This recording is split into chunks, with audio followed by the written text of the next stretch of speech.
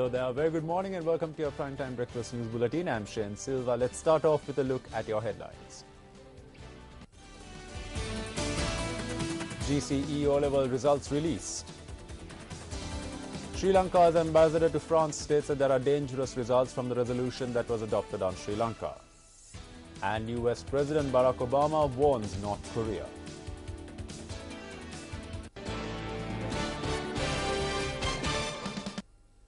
The results of the last ordinary level examination have been released. Examinations Commissioner General WMNJ Pushpakumara states that the results can be accessed via the internet at www.doenets.lk. Once the results have been released, steps have also been taken for school principals of schools in Colombo and Sri Jayawardhanapura to collect the results from the exams department in Palawatta. The Examinations Commissioner General further stated that the results of the schools outside these areas will be posted within the day.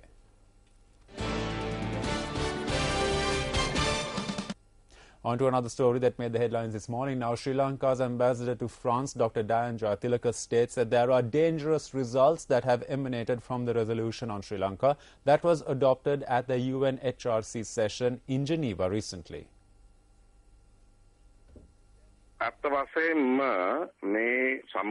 There is a dangerous side to the resolution that was adopted on Sri Lanka recently. It is for this reason that several countries voted against the resolution as well. Now, some elements are saying that there is no bad side to this resolution, with the resolution being good for the country but bad for the government. If that is in fact the case, then we need to ask why countries such as Indonesia, Philippines, Bangladesh and Ecuador voted against it. There were 15 countries that voted. These 15 countries provided their findings on the dangerous side to this resolution. It is because there would be a negative impact on the country called Sri Lanka, the body called the Human Rights Council and the international community that these 15 countries cast their vote in this manner. Ambassador Jayatilaka further stated that the government should look at Myanmar in order to mitigate international pressure.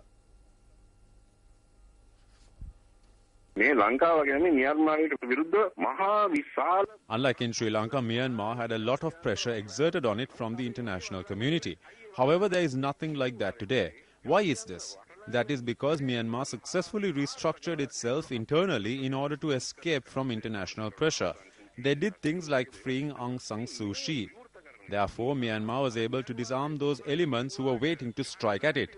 Now it's up to Sri Lanka to understand the trap that is being set by the enemy.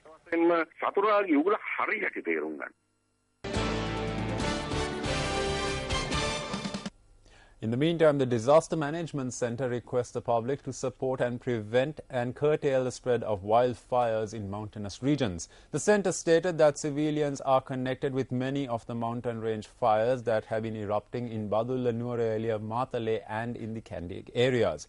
Deputy Director of the center, Erandana Hemawardana, noted that last week alone, 10 wildfires were reported from the Nuwara district. During last year alone, 8 wildfires were reported in the Matale district. Deputy Director of the Kandy and Matale Disaster Management Center in the Karanawaka says that the support of the public is needed in order to prevent such disasters occurring in the future.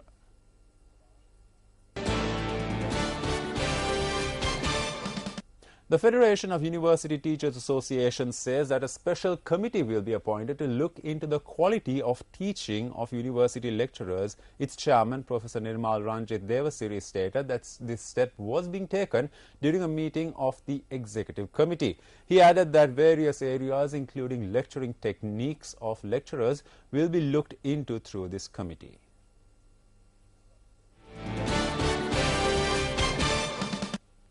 Deputy Minister of Ports and Highways Rohit Abegunawardena states that despite what pressure is exerted by the international community, all Sri Lankans should be united and face such challenges. The Deputy Minister made this statement while participating in a function to meet party supporters in the Waharekawa area in Moronturuwa.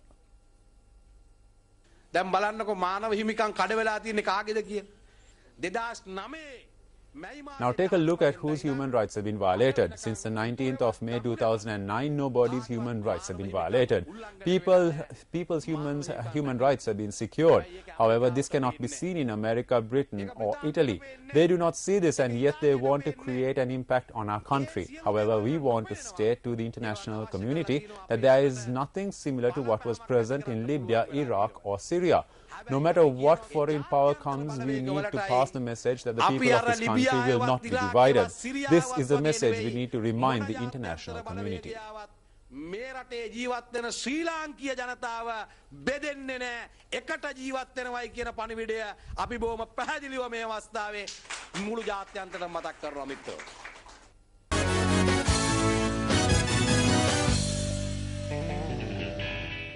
Starting off your sports news this morning, the first test of the two-match test series between Sri Lanka and England will commence at the Galle International Cricket Stadium today.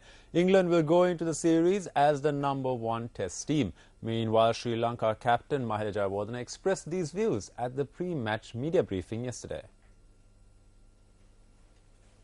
We knew obviously after Murali it's going to be a tough challenge for the younger bowlers, but we've tried different combinations, and in South Africa I think we felt away from home we had a very good combination going, and the guys came out pretty good. But like I said, what we need to do is try and be consistent with that kind of performances. Well, it probably reflects in the rankings as well. We're in mid-table.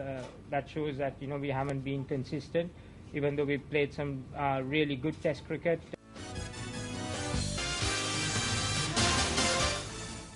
Let's now take a look at your currency exchange rates.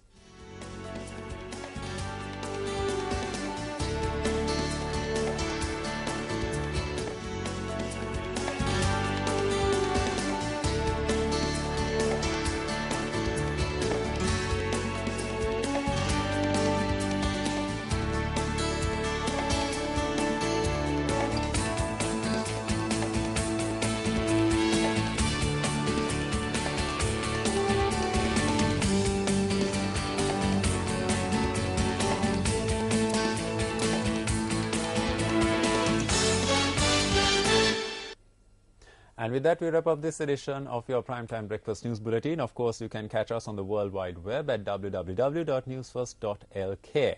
I'm Shane Silva. Up next is Good Morning Sri Lanka.